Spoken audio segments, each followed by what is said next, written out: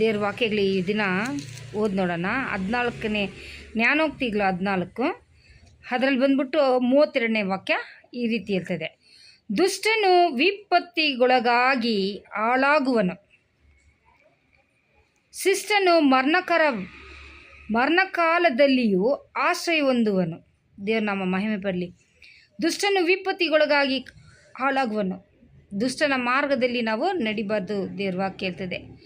ನಮ್ಮ ಆಲೋಚನೆಗಳು ದುಷ್ಟರ ಆಲೋಚನೆಯಾಗಿ ಇರಬಾರ್ದು. ದೇವ್ರ ನಮ್ಮ ಮಹಿಮೆ ಬರಲಿ.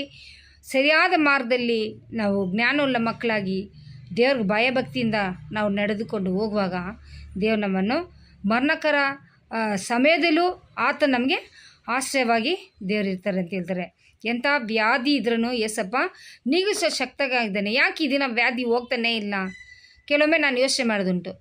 ನಾವು ದೇವರಲ್ಲಿ ಮೊರೆ ಹೋಗಿ ದೇವ್ರನ್ನ ಕೇಳಿದಾಗ ಖಂಡಿತವಾಗಿ ಆ ವ್ಯಾಧಿ ಗುಣ ಹೋಗುತ್ತೆ. ದೇವರಿಗೆ ಗೊತ್ತು ಯಾವ ಟೈಮಲ್ಲಿ ನಾನು ಬಿಡುಗಡೆ ಕೊಡಬೇಕು ಅಂತ ಗೊತ್ತು. ಇವೆಲ್ಲಲ್ಲಿ ಎಷ್ಟೋ ಮನೇಲಿ ಮಕ್ಕಳು ವ್ಯಾಧಿಸ್ಥರಾಗಿದ್ದೀರಾ, ಬಡತನದಲ್ಲಿದ್ದೀರಾ, ಹಾಸ್ಪಿಟ್ಲ್ಗೆ ಹೋಗೋಕ್ಕೂ ದುಡ್ಡು ಇಲ್ಲ. ಅಂಥ ಮಕ್ಕಳಿಗೆಲ್ಲ ದೇವರೊಬ್ಬರೇ ದಿಕ್ಕು ಅಲ್ವಾ? ದೇವ್ರನ್ನ ನಾವು ಮೊರೆ ಹೋಗುವಾಗ ದೇವ್ರು ನಮ್ಮನ್ನು ಕೈ ಬಿಡೋದಿಲ್ಲ. ಈ ವೇಳೆಯಲ್ಲಿ ಎಲ್ಲರಿಗೋಸ್ಕರ ಪ್ರಾರ್ಥನೆ ಮಾಡ್ತೀನಿ. ನನ್ನ ಜೊತೆಗೆ ನೀವು ಪ್ರಾರ್ಥನೆ ಮಾಡಿ. ಏಸಪ್ಪ, ಈ ವೇಳೆಯಲ್ಲಿ ಇವ್ರನ್ನೆಲ್ಲ ನೀನು ಕರೆದಲ್ಲಿ ಒಪ್ಪಿಸಿದ್ದೇನೆ. ಕರ್ತನೆ, ವಿಡಿಯೋ ನೋಡುವಂಥ ಎಲ್ಲ ವ್ಯೂವರ್ಸರು ನೀನು ಕರೆದಲ್ಲಿ ಒಪ್ಪಿಸಿದ್ದೇನೆ. ಈ ಸುವಾರ್ತೆಯನ್ನು ಕೇಳುವಂಥ ಎಲ್ಲ ಮಕ್ಕಳನ್ನ ಕರೆದಲ್ಲಿ ಒಪ್ಪಿಸ್ತೇನೆ. ನೀನೊಬ್ಬನೇ ನಮಗೆ ನಿಜವಾದ ಆಶ್ರಯ ದುರ್ಗವು ದೇವರಾಗಿದೆಯಾ ಕರ್ತನೆ. ನಮ್ಮನ್ನು ಎಲ್ಲ ಅನಾಹುತದಿಂದ ಗಣಾಂತಗಳನ್ನು ತಪ್ಪಿಸುವ ದೇವ್ರು ನೀನು ಒಬ್ಬನೇ ಕರ್ತನೆ.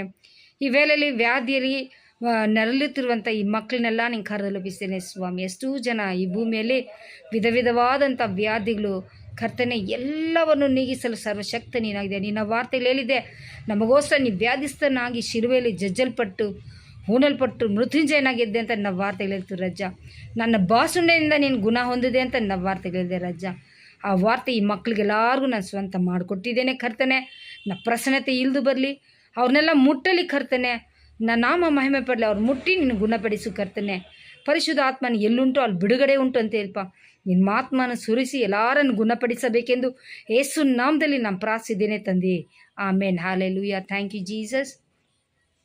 ಏಳು ಶಡ ನನ್ನ ಜೊತೆ ನೀನೇ, ಏನೆಲ್ಲ ಕಷ್ಟಗಳು ನನಗೆ ಬಂದರು, ನೀ ಜೊತೆಲಿರುವಾಗ ಕೇಡಿಗೆ ಹೆದರೇನು ನಾ, ನನ್ನ ಜೊತೆ ನೀನಿರುವಾಗ ಕೇಡಿಗೆ ಹೆದರೇನು ನಾ.